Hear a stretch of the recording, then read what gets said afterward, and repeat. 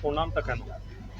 এইটা আমার মানসিক ছিল, ঠিক আছে, বহুত দিনের প্রতীক্ষার অবসান হয়েছে।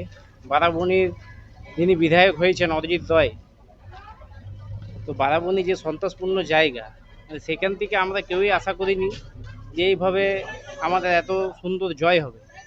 আজ আমরা অরিজিৎদা আমাদের জিতেছে, আমাদের দাদা, তারই মানসিক ছিল। ঠিক আছে, অরিজিৎদা জেতার খুশিতে আজ এই শুভেন্দু মায়ের মন্দিরে পুজো দিতে এসেছি। আর একটা খুশি আছে, আমাদের মাননীয় শুভেন্দু অধিকারী যে চিফ মিনিস্টার হয়েছে, এটাও একটা কারণ। এই দুটো কারণ। কেন আপনি কেন চেয়েছিলেন এই জিনিসটা যে পরিবর্তন, পরিবর্তন হোক? পরিবর্তন, পরিবর্তন মানুষের আবার সবাই জানে। নতুন করে আর বলার কিছু নেই যে পরিবর্তন কেন দরকার পশ্চিমবঙ্গে। নতুন করে তো বলার কিছু নেই। এত রেপ, এত অন্যায় অবিচার যে মানুষের সাথে যেগুলো ঘটেছে, আর নতুন করে কি বলবো। কলকারখানা নেই, শিল্প নেই, এই নেই। ঠিক আছে, বারাবণে মানুষ তো যারা বিজেপি করে বাইরে বেরোতে পারতো না এক সময়।